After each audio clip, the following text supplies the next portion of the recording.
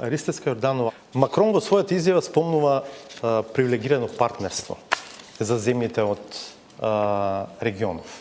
Тоа значи ни најавува дека не можеме да станеме членки на Европската унија.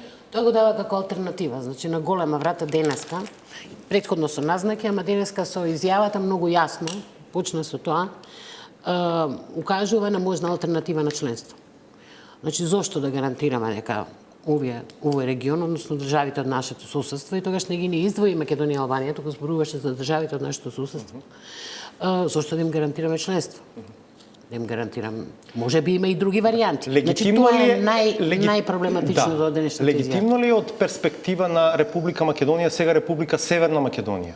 Да кажеме, добро, зошто не ни го кажав тоа пред да влеземе во решавање на прашањето за името? Тоа е апсолутно легитимно.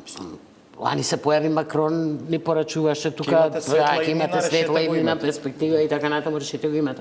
Така да од тој аспект, од аспект на вредности, ова е апсолутно изигрување на сите можни вредности за кои што Европската унија се залагала и нам не ги прокламирала. Значи, овде се работи за една чиста реална политика која што дури не ја споделуваат ни сите држави членки. Ако би рекла, може би единственото што е позитивно во ова денешно чувство е што имаше борба.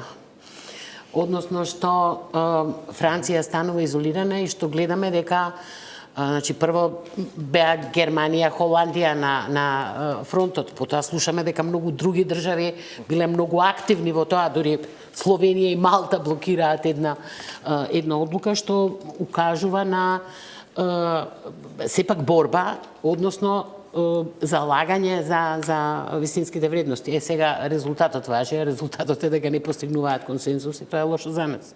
Особено со овие најави. Да бидеме и понатаму брутални. Што значи ова? Дека треба да чекаме Макрон да замине од власт? Алтернативата на Макрон во Франција е Ле Пен, тоа е крајна десница. Практично дел од анализите одат дека Макрон го прави сето ова плашејки се или под притисок на таа крајна десница во својата држава. Бидејќи проширувањето со Европската унија во Франција воопшто не е популарна тема. Француското општество е дополнително направено уште поксенофобично со сето тоа што ми се случуваше во последните години, терористичките напади, големата миграција и така натаму. Сега да не наоѓаме ние оправданија, да кажеме дека заради некаква конкретна политичка ситуација, скорешни избори и така натаму, ова се случило, бидејќи мислам дека е тоа полесниот пат. Но има тој тип на калкулација. Се случуваат тектонски промени во Европската унија и Франција најавува поинаква улога. Значи, тие не одат, ние го следиме, овој нашиот фронт. Имаат отворено неколку фронта. Така. И затоа е многу неизвестно како понатаму ќе се одвиваат работите. Дали тие ќе останат тврди во однос на проширувањето, бидејќи не можат да тераат инаед за сите политики. Че тие бараат други начини сега на избор на комесари, друг начин на расправа во Европскиот парламент и така натаму. Мислам,